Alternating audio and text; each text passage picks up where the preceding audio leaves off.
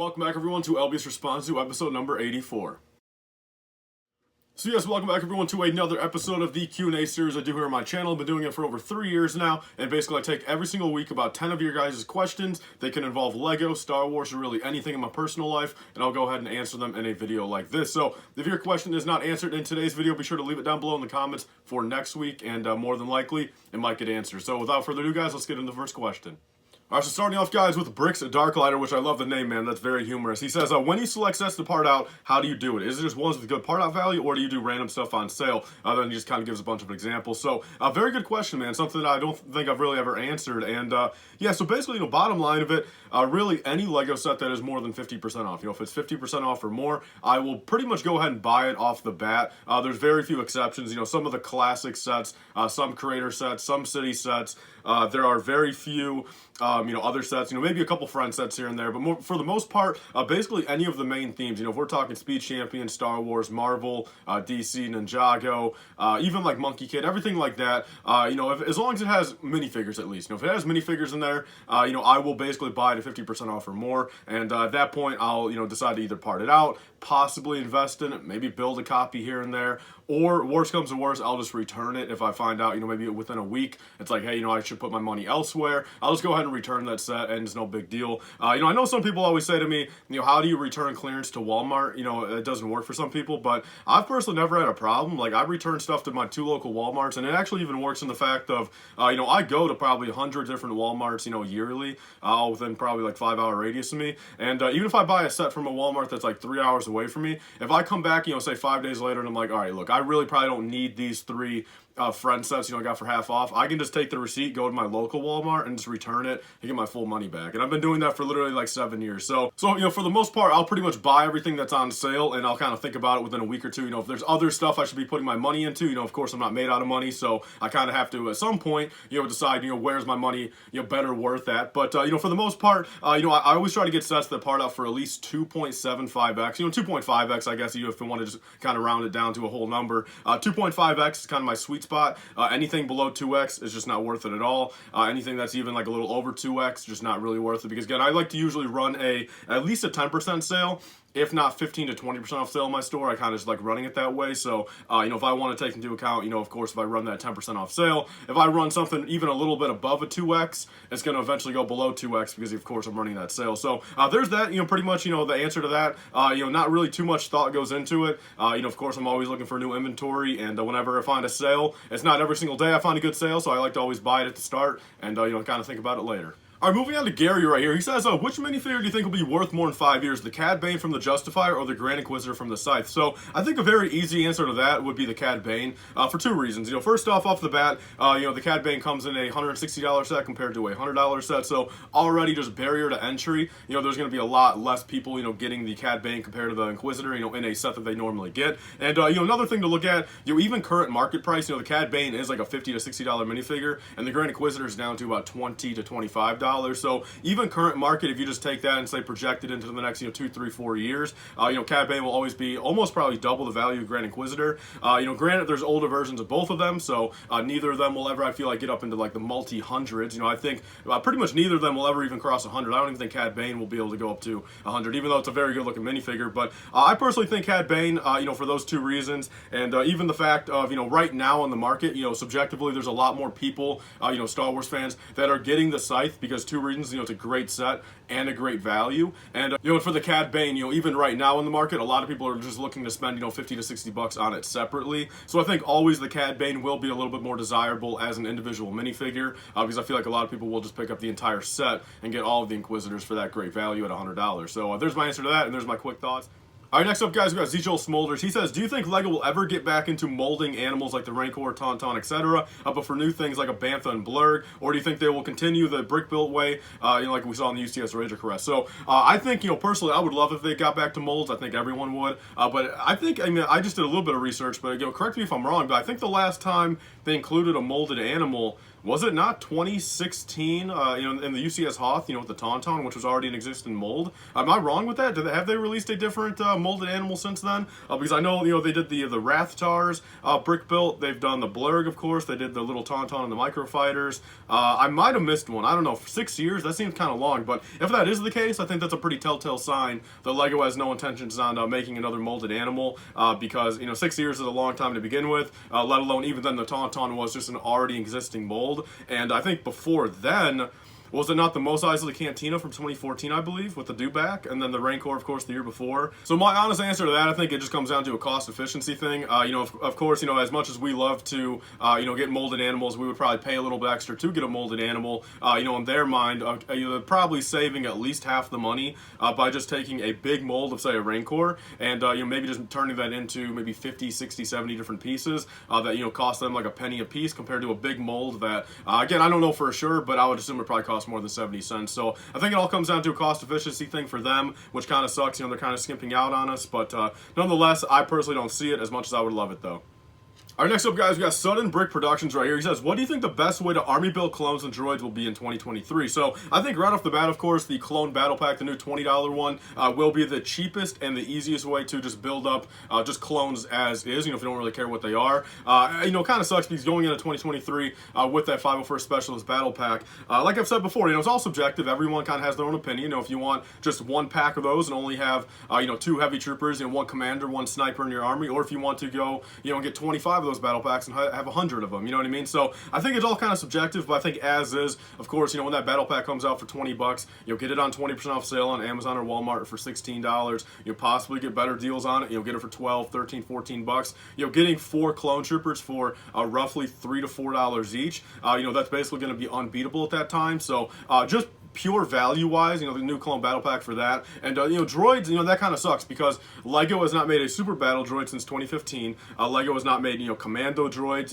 really not a good droideka design since then. No Magna Guards. Like, the only thing LEGO really has done droid-wise are just basic B1 droids, which, in turn, they're only worth like $2 still in the aftermarket. So I think, the aftermarket will always be an easy way to just kind of build up. If you want 20, 30 regular B1 battle droids, just get them off of Bricklink. But, for your actual droid army, with all the other, supers, Magna Guards, Commando droids, again, it will sadly have to be the aftermarket until LEGO actually releases, new versions of those. All right, next up, guys, we got Collector Empire _KM. He says, what is one set you laid your eyes on the most in a LEGO catalog / magazine that you eventually got? So I'm going to kind of, direct this away from Star Wars because, of course, over the years, there's so many Star Wars sets, the UCS Imperial Shuttle, Dropship, like all that type of stuff that, of course, I saw in catalogs back then, but I also just wanted as is. But I think separately, aside for Star Wars, which surprisingly is not really too many, again, it's kind of, especially recently in the past, like, couple of years, the very few sets that I see that aren't Star Wars that I want, I usually end up getting them, like, say the UCS Tumbler and stuff like that. But I think, looking back, maybe 2 things right here, I'd say. First off, I saw it back in the catalog back in the day. I was a huge fan of it. But again, back in the day, I did not have too much money myself. And the money that my dad was spending on me, of course, I wanted to direct it to only Star Wars stuff because it would benefit me the most. Would I say probably the 2014 big tumbler, I would say. Back in the day, I wanted that a lot, and it took, literally, think about that, almost 8 years for me to finally get that. And another thing back in the day, of course, would be the Scooby-Doo sets. All those Scooby-Doo sets I wanted. Now I've actually got all of them sealed. I don't plan on building any of them. I kind of just want to keep that collection sealed. And then also the Medieval Market Village. So all stuff I kind of got recently, which kind of just goes to show, like, over the years, I was really putting my money into other stuff. Star Wars collection, mock building. And finally this year, I was able to go back and buy some of my kind of childhood sets, and I plan to do it more so, once I start making more money and I have more means to do so. But I say between those 3 right there are all sets that, at least back in my childhood, were, big sets that I wanted, and finally come 2022, I was actually able to get them. So, great question. I wish I had a more direct answer, but even then, back in the day, I was not really looking at too many magazines and catalogs. I knew about all the leaks beforehand. I saw all the, the leaked images, a couple days before they got officially revealed. I went to the LEGO store a whole bunch, but nonetheless, I say those are probably 3 of my childhood sets that I'm glad I got this year. All right, next up, guys, we got Don't Attack right here. And basically, to summarize up his question, he says, what time of LEGO Star Wars do you prefer more? Basically, the time where LEGO was pretty cheap, say 2019 or beforehand, before the market got crazy, or say 2020 and onward when, everything started getting very out of hand and very expensive and sought after. And, And I think my answer to this is kind of a double-edged sword right here, because I got to be honest, I really do like 2020 and onwards, collecting. I think for the entire community, it's definitely kind of added something special to it, compared to 2019 and beforehand. Sure, it was a lot easier back then. It was a lot easier to be able to go and get whatever you wanted whenever you want, but I feel like if that was the case these days, especially me getting a little bit older now, sure, it was fun back when I was like 15, 16 years old to be able to get, again, anything I wanted. It was very easy to be able to go like, all right, I want this set, let me go get one on eBay right now for $50. You know what I mean? Compared to maybe now, that same set would be $200. So, it's definitely nicer when I'm getting older, where I appreciate this stuff a lot more. I feel like if all of us just got handed everything we wanted, Lego-wise or really anything in our life, we would have no joy left in our life. So come 2020, I really do like the fact of it's a little bit more rewarding to be able to get some of this stuff. Right now, I personally really want a UCS Imperial Shuttle sealed in the box. I want to be able to crack it open, build it up, and make sure 100% there are no yellowed pieces on that thing and keep it, pristine condition. And looking back to, like, say, 2017 Christmas, I actually had it on my Christmas list back then. It was like a $350 sealed set. And now, of course, it's like almost $1,500 to $2,000. Of course, now it's a lot more to kind of put out of pocket. But all I know is when I do get that set, I will have 10 times more appreciation for it because, I kind of worked extra for it, put more money into it. It's valued at a little bit more as is. So even if I'm going to keep it in my own collection, it's going to be even more of a pristine thing, to keep nice, to actually keep in good condition, appreciate it even more because, that's $2,000 my hard-earned money sitting on my shelf instead of saying only like $350. So I feel like in those regards, I really do like it. I feel like the only downside of 2020 and onward, and this is kind of just like a minute thing, not really too seriously, doesn't really affect the community in the grand scheme of things, but kind of what I've seen is, of course, and we've probably all seen it, there's a handful of people out there between, TikTok, Instagram, YouTube, that are really kind of coming in here, into the community for all kind of the wrong reasons, I feel. People that, say weren't Lego collectors beforehand and are really just maybe collecting now for the hype of it, for pure, financial gain or, flexing their collections, stuff like that. I get it. Everyone wants to show off their, $2,000 Class City Boba Fett or their, $1,500, UCS Imperial Shuttle. I get it. That's a big difference, but I feel like there's a certain amount of people on here right now that I feel like kind of just brought out kind of a negative side of the community, kind of putting down other people, just kind of constantly flexing, but it might just be kind of, my opinion, kind of what I'm seeing. So I feel like in the grand scheme of things, that doesn't really affect the market too much, but I definitely feel like that's really maybe the only downside of, say, 2020 and onward is there's quite a few people I feel like in the community right now that are maybe in here for kind of the wrong reasons. But there's my quick thoughts on that. Let's move on to the next one. Our next question up here, guys, we got Shreddy. He says, when should we be expecting the live stream of the sealed Assassin's Droid Battle Pack case opening? So, all right, guys, so here it is right here. I've got the sealed case right here. I think there's 8 of them inside. And then I've got the 9th one right here of the 2009 Assassin's Droid Battle Packs. So to kind of go into a little explanation about this is basically what I'm doing, guys, is I bought 8 of these. So I've got 9 of them total, but 8 of them in a sealed factory case. So, should be untampered with. They're very hard to tamper with. And basically what I'll be doing, guys, is I'll be cracking these open on a live stream and hunting for a 2009 sealed Chrome Vader with them. So, as you guys know, my personal Chrome Vader, I got back in 2009 from an Assassin's Droid Battle Pack. So, I kind of feel like in that regard, maybe I'll get a little lucky there. Maybe I can do it again, 13 years later. And also, it's the cheapest way to do it. So, 2009, Lego put in, I think, like 5,000 or 10,000 of the Chrome Vaders, all within random 2009 sets. And I feel like, right here, make for a fun little video, crack open 9 of them. And there's a good chance I'll maybe get one. If not, even get maybe 2 or 3 or 4 of them. What if I get all 9 of them, guys? If I get all 9 Chrome Vaders,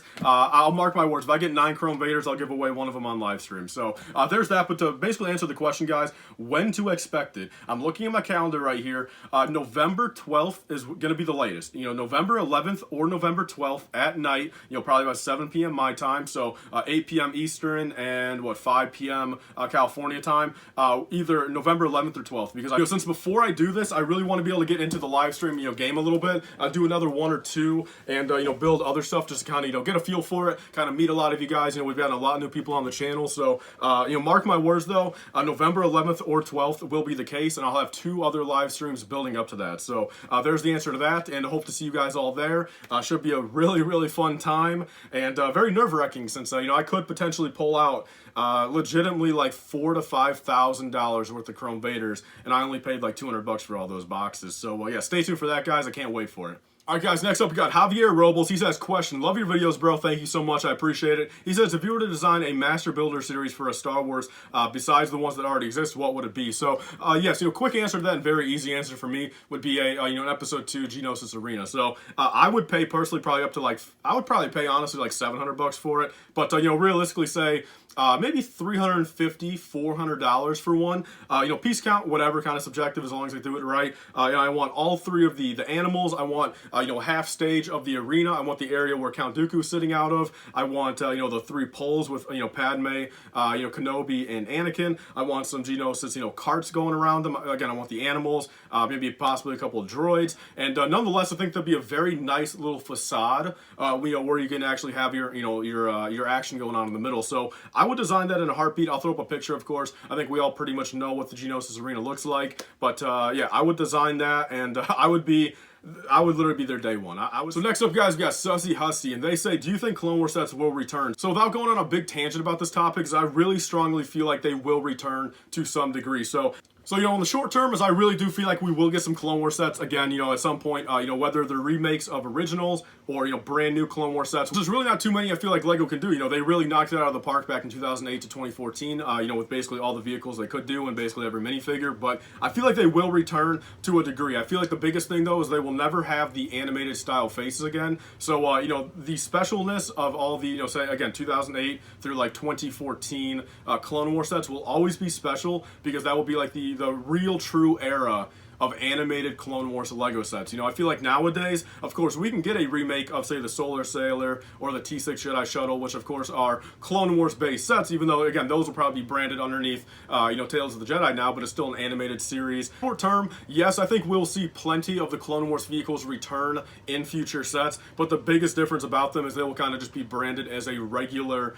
Star Wars set. They will not have animated faces. I doubt they'll really ever promote, like, the Clone Wars LEGO stuff ever again. So I feel like future Clone Wars sets will kind of just be based around, like, say, how they've done, like, the last 2 fighter tanks, where, sure, it's a Clone Wars vehicle, but, then we've got live-action Jedi, we have kind of just random clone troopers, we kind of just, like, have, like, a hodgepodge of, like, kind of everything, but, sure, the baseline of it is, it's a Clone Wars vehicle, say, with clone troopers and Clone Wars era, prequel characters, at least. So I feel like that's kind of the future of the Clone Wars sets. I feel like bottom line of it, we'll never have the true special stuff like we did back in the day, but I feel like we'll at least be somewhat satisfied with what they come out in the future. And I'll have to give you guys my full thoughts if LEGO ever does anything more involving the Clone Wars once it comes out, which I really hope it does. All right, guys, then moving on to the last question right here, we got Tom the Turtle. He says, what was your first ever LEGO set? So my first ever official LEGO set off the shelf at a Walmart, the same local Walmart that's like 10 minutes away from me right now. My dad actually bought it for me.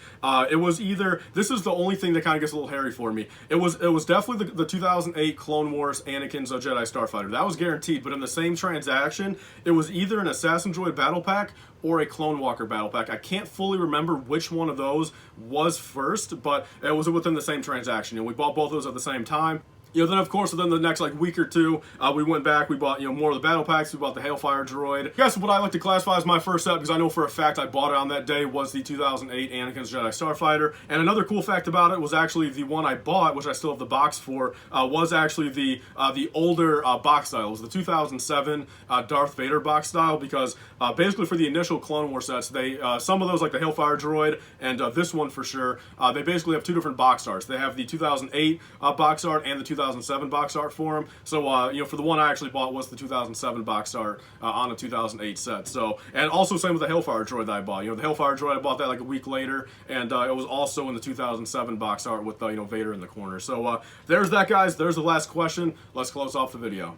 Alright, so as always, guys, thank you so much for watching this video. These episodes have been doing absolutely crazy on the channel. The one from like 2 weeks ago has like 7,400 views, which is absolutely insane. Like, that's like 3x my highest number before these last couple, so absolutely crazy. I really appreciate all the support. Like I said, I love making these. I love answering your guys' questions, and I'm glad I can make it into a video form and have you guys watch them. So, yeah, without further ado, guys, that's all. Leave your questions down below for next week if it was not answered this week, and these come out every single Thursday now. I want to try to get back into every single Thursday, 2:30 p.m., have one of these out. I want to start making them a little bit longer also, and potentially taking maybe 15 to 20 of your guys' questions at one point, and make these say 25 to 30 minutes long. So that's all, guys, for this video. I'll see you guys all in the next one.